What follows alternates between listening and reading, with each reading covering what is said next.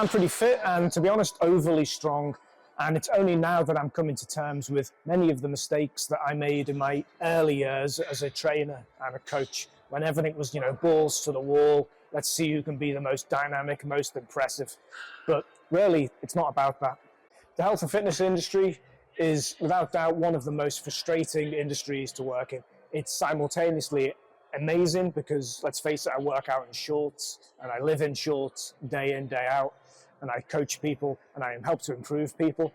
At the same time, as many of the people in the industry are complete morons, and the information, it's basically whoever's in the room shouts the loudest is the person everyone listens to. It's the same with the health and fitness industry. Most of the people you see on the magazines have beyond normal results because they're all taking gear and they've all got a bit of Photoshop helping them as well. So it makes it hard to find reliable, sensible information, because sensible information, such as if you imagine a front cover of a magazine or an article that you want to click on, train sensibly and think about the future you isn't as exciting as blast your quads with this insane workout. What is going to sell? What are people going to click on? But in reality, none of these things really address what happens to the body if you go to the well too often. And that's what I want to discuss in this video. Before I go any further, you need to address the following. If you aren't doing any of the following, then you need to probably stop watching the video, go back to basics, do what I'm going to say next, and then come back and try and avoid these other things. The first thing you need to be constantly doing, you need to lift at least 3 to 4 times a week. You need to be active on a daily basis, and you need a nutrient-dense whole food diet that has plenty of protein, healthy fats, and sensible carbohydrates. Like I say, if you're not doing that already, then that's where you need to start. But anyway, if you are doing those things or you want to listen anyway, let's move on to the points. Let's get that out of the way and move on. Number 1 would be monitor your mobility. Now, my background used to be martial arts, and as part of martial arts, obviously flexibility is a huge part of the martial arts. And I started to lift weights and I started to do strength and conditioning work, mainly as an aid to the martial arts. But eventually I moved away and I was lifting more and more like a power lifter and less like a martial artist. And I ended up basically just doing bodybuilding. And before you know it, after a few years, my mobility was limited and my flexibility was basically in the toilet from where it used to be.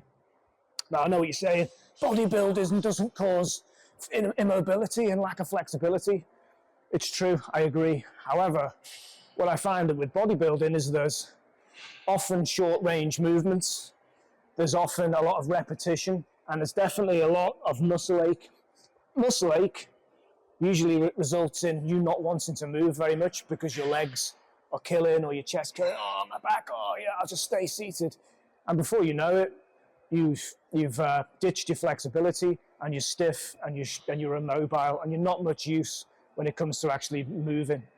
So the moral of the story would be to incorporate some kind of flexibility and mobility work into your routines to avoid the inevitable stiffness that comes with just lots of repetitions and lots of muscle ache. Next is prepare for your workouts properly. When I used to do a lot of powerlifting, a lot of strength training and bodybuilding, this would be my old warm-up. I would turn up to the gym, and if the day was chest day, then basically what I would do is load up a bar with about 50% of the weight I'm going to start with. I'd do a few reps and I'd just go straight into it. That would be my warm-up. Now, question is, what about the old caveman didn't stretch brigade? The older guys will say, well, if caveman didn't stretch and they were successful hunters. Well, my answer to that is, 1, who says they didn't stretch? No one knows. Maybe they did. Maybe they had some kind of ritual where they all prepared. And 2, even if they didn't, maybe if they had stretched, maybe they'd be performing better and be better hunters if they had done. So who knows? Now, the thing is with stretching is it has multi-facets or mobility or preparation work. It has multi-facets to it. 1, it prepares your central nervous system for action. 2, it gives you feedback real time about how the body feels. It prepares you in terms of, right, today is meant to be legs, for example. Like I'm warming up doing some leg exercise, some preparation to do a leg workout. maybe I'll get to the movement and it'll be, you know what, actually this feels really stiff today, or this doesn't feel right, or my calf feels really tight. I might need to spend a little bit extra time preparing that area. And then at the end of it, if it still feels bad, it might be time for a change of plan. There's no shame in saying, you know what, this doesn't feel right today, so I'm either going to go lighter, or I'm going to change the body part, I'm going to change the plan, I'm going to do something different. Preserve your body. That's the main thing when it comes to training, is obviously you want your body to perform. There's no point if you're absolutely blasting yourself and you can barely walk the next day. What use is it? So you've got to think about the future you for long-term thinking, but also for the next workout. Once in a while, you should train like your life actually depends on it, because it might do one day. What's the point of all this training if the one time you need it in an emergency, it's useless because you spent so much time sat on the end of a bench press looking at TikTok instead of lifting weights and moving. There might be a time where you need to use your fitness in an emergency to save yourself or someone else. So the simple thing to do is incorporate something where you have to give it beans. You have to really go for it once in a while. It could be something as simple as adding some sprints. It could be some kind of scenario where you have to pick something up, carry it, move it from one place to another, doing it for short bursts or long bursts, or it could be something as simple as important as this, giving it beans on a bag and practicing a skill that you might need to do. Self-defense. Number 4 is manage expectations. This is the body of a 44-year-old man who's trained every week of his life, bar a few short breaks, deliberate breaks, since maybe 15, 16-year-old, or he's 16 years old. Bear in mind, this is the Christmas period. I've gained a little bit of excess fat. I'm doing strength training and I like to hold a bit of extra fat. But you have to manage expectations. If you open up the magazines and you look at these guys on the covers, or these women on the covers, most of the time it's not natural, it's not real.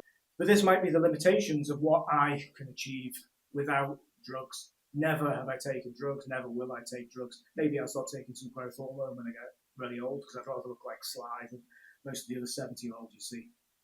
However, there are limits that you need to be aware of when it comes to lifting. 1, muscle goes on very slowly. Fat goes on very quickly. And while there are probably limits to how much muscle you can realistically add in a year, there are almost no limits to how much fat you can gain. As we age, muscle is harder to build and harder to maintain, whilst fat, because of the loss of muscle and the consistency and usual slowing down of people's activity levels, fat is much easier to gain. So with this in mind, it's really important to manage what you think is realistically achievable when you start exercising, because without going down a route of drugs or the surgeon's scalpel for either muscle gain or fat loss, there are real limitations. Rest is for pussies! Train insane or remain the same. All that kind of nonsense that people believe, the kind of thing I used to believe a lot of the time. I remember one of my clients, when I said to him the old cliche, no pain, no gain, he just responded to me, train, don't strain. And the older I've got on, the more I realised those were kind of wise words.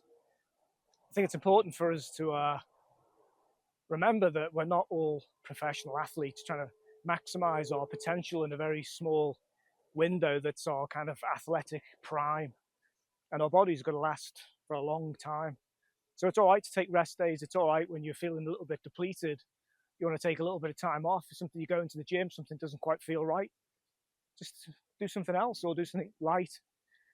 I used to have a kind of philosophy that I would rather live my life for one day as a lion than my whole life as a mouse. But a wounded lion is easy prey, and even an old mouse that can still move is going to get away from its predator.